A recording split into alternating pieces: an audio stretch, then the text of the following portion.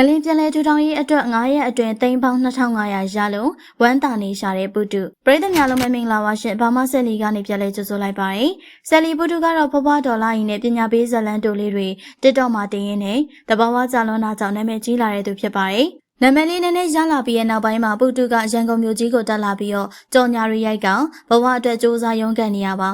မြို့ပေါ်တက်လာကစားကတော့ပုတုနေနဲ့ကြော်ညာရီမရိုက်ကူရတာကြောင့်အရန်ခက်ခဲခဲ့ပါသေးတယ်။နောက်ပိုင်းမှာတော့သူ့ရဲ့စူးစမ်းအားထုတ်မှုနဲ့ကြော်ညာလေးတွေလည်းများစွာရိုက်ကူလာရပြီးတော့အရင်ကထက်တောင်နာမည်ပိုရလာပါတယ်။ပုတုဟာရန်ကုန်မြို့ကြီးကိုရောက်ရှိလာပြီးနောက်ပိုင်းမှာအရင်လိုပညာပေးဇာတ်လမ်းလေးတွေမရိုက်ကူတော့ပဲကြော်ညာနဲ့ပရိဟိတလုပ်ငန်းတွေကိုပဲဇောက်ချလုပ်ကိုင်နေခဲ့ရဖြစ်ပါတယ်။ပုတုနေနဲ့ပရိဟိတလုပ်ငန်းမှာတကူတော့ Bluetooth ဘောက်လေးဖွင့်ပြီးတော့ကပြကအလူခံခဲ့ပါတယ်။ပုတုကလူစီကားတဲ့ဈေးနဲ့လမ်းဘေးတွေမှာပင်ပင်ပန်းပန်းကပြလို့ရတဲ့အလူငွေတွေဟာတရက်ကိုရာချီလောက်ထိရရှိခဲ့တာမျိုးပါသူရဲ့စိတ်ရင်းမှန်ကန်မှုတွေကြောင့်လည်းအချိန်တိုအတွင်းမှာပုတုကပရိဟိတလုပ်ငန်းတွေကိုပို့ပြီးတော့တွင်တွင်ကျကျနဲ့လုပ်ကိုင်လာနိုင်တာဖြစ်ပါတယ်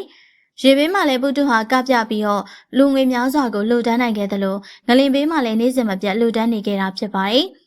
ပုတုဟာငလင်းစားလောက်ခတ်ပြီးကလေးကမြေပြင်မှာသွားရောက်ကလူတန်းနေတယ်လို့ပြန်လဲထူထောင်ရေးအတွက်ဆိုပြီးတော့လည်းအလူခန္ဓာ9ရက်အတွင်းသိန်းပေါင်း2500ရလို့အရန်ပျော်ရွှင်နေခဲ့တာဖြစ်ပါတယ်ပုတုကပရိဟိတလောရမှာလည်းတခြားသူတွေလုံးမယောင်ရာစီလူအလူမျိုးမဟုတ်ပဲတကယ်လိုအပ်နေတဲ့သူတွေကိုပဲမြေပြင်ကိုသွားရောက်အလူတန်းတာမျိုးဖြစ်ပါတယ်အဲဒါကြောင့်ပြည်တွင်းပြည်ပအလူရှင်တွေကပုတုစီမှာယုံယုံကြည်ကြည်နဲ့အလူတန်းကြပြီးတော့9ရက်အတွင်းသိန်းပေါင်း2500ကိုစံချိန်တင်ရရှိလိုက်တာဖြစ်ပါတယ်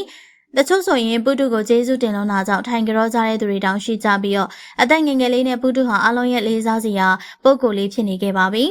မြန်မာနိုင်ငံကပရိဟိတသမားတွေများစွာတည်းမှာပုတုလေးလူတာကတကယ်ထိရောက်တယ်လို့လည်းအားလုံးကယုံကြည်ထားကြတာဖြစ်ပါတယ်ပုတုကအမှန်တကယ်စိတ်ကူးသားဖို့လိုအပ်နေတဲ့ကလေးလေးတွေအတွက်လည်းအလူခံပေးပြီးတော့သူရဲ့အလူကြောင့်အသက်ပေးလွတ်သွားရတဲ့ကလေးတွေကလည်းအများပြားရှိလို့နေရပါအခုရရှိတဲ့အလူငွေသိန်း2500ကိုလည်းစကိုင်းကငလင်ပေးကြောင့်အင်ဂျီယာမဲ့ဖြစ်သွားတဲ့သူတွေစီလက်ထက်အရောက်သွားရောက်လှူဒန်းပေးအောင်ပါ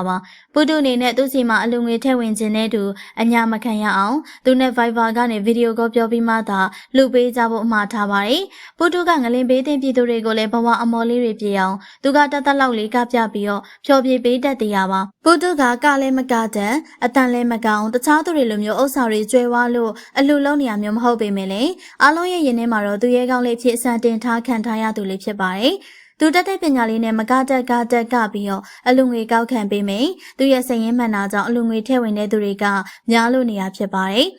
ပရိဟိတလို့ဆိုတာဘေးကနေဝေဖန်ဖို့သာလွယ်ကူပေမဲ့အမှန်တကယ်လုပ်ပြဖို့ဆိုတာကအင်မတန်မလွယ်ကူတာမျိုးပါပရိဟိတမင်းသမီးကြီးခိုင်နှင်းဝေနဲ့ဆယ်လီဖြူဖြူတွေးတို့ဆိုရင်ပရိဟိတလုပ်ငန်းတွေကိုနိုင်ငံတော်အဆင့်အကူအညီနေပေမဲ့အဝေဖန်မလုပ်ကင်းကြပါဘူးဒါပေမဲ့ပုတုကတော့သူတို့လိုငွေတွေများစွာကင်ပြီးတော့လှူဒန်းနေပေမဲ့တန်တရားအဝင်မခံရသလိုလူပြောစရာလည်းမဖြစ်ခဲ့ပါဘူးပရိသတ်ကြီးတို့ရောဆယ်လီပုတုအလှူပေးနေရတွေကိုသဘောကျရဲ့လားဆိုတာပြောခဲ့ကြအောင်နော်ဟုတ်ကဲ့ပါပရိသတ်တို့ရဲ့ဒီနေ့တင်ဆက်မှုလေးကတော့ဒီလောက်ပါပဲနော်ကျမတို့အနေနဲ့မှန်ဒီမားသိရှိခဲ့တော့လွတ်လပ်စွာဝေဖန်ထောက်ပြနိုင်ပါရှင်တင်ဆက်ပေးစေခြင်းနဲ့ဆယ်လီသတင်းအကြောင်းအရာတွေရှိရင်လည်းအကြံပြုပေးနိုင်ပါရှင်